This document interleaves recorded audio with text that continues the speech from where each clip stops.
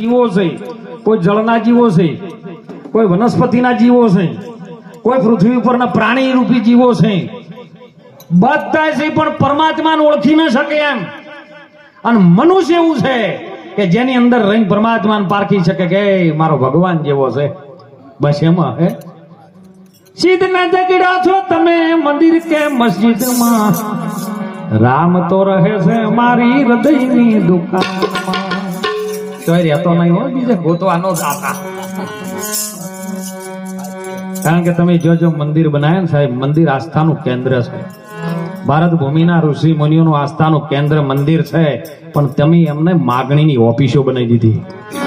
જો જઈને તમે કશું પરમાત્મા પાસે નથી માંગતા, બસ અમારે ડબલ થઈ જાય, આ છોકરાના હારા હગા થઈ જાય, છોકરા પરીક્ષામાં પાસ થઈ જાય, તો ભણવા બેઠા ધ્યાન રાખ્યું હોય તો પાસ થાય, કે ભગવાન ભણાવવા ન આવે. હે ઓયથી બહાર નીકળ્યો કોલેજમાં જઈને આમ નીકળી ગયો હોય શું ખબર પડે. અને આર્યું થાય છે 90% એટલે કહું. પણ હીરા આમાં પહેણ આવે ઘણી વખત. બાપા હાથ મેલો માથે, છોકરાને ટકા હારા આવે. તું ભણ્યો હશે તો આવશે ને કે કોઈ નહીં આપણી પાસે.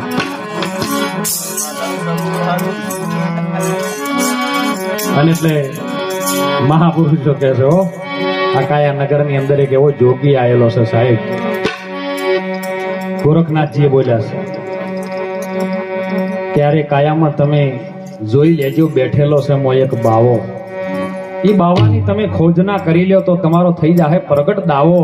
તમે બોલતા પુરુષને દાવો. તો બોલતો કોણ છે? તો રવિરામ બાપુ બોલ્યા, બોલે એ નર બીજો નથી પરમેશ્વર છે પોતે, અજ્ઞાની ઓતળો આ તો અળગો રહીને ગોતે. અને એટલે કબીર સાહેબે ભજનમાં વાત કરી હો,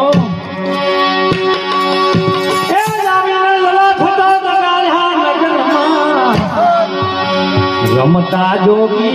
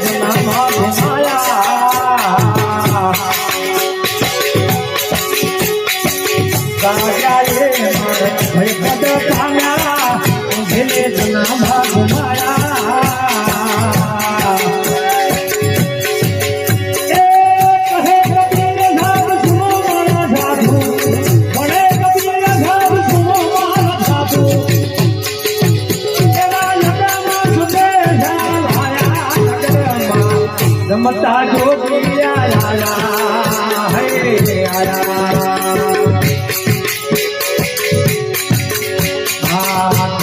ઝાલની વાગે રામા પીરની ઝાલની વાગે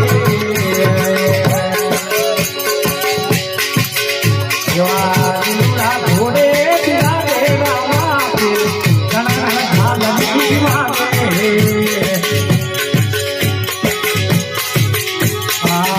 રામદાનો છે રાજીઓ ને વડી રામદેનો રામદાનો છે રાજીઓ ને વડી રામદેનો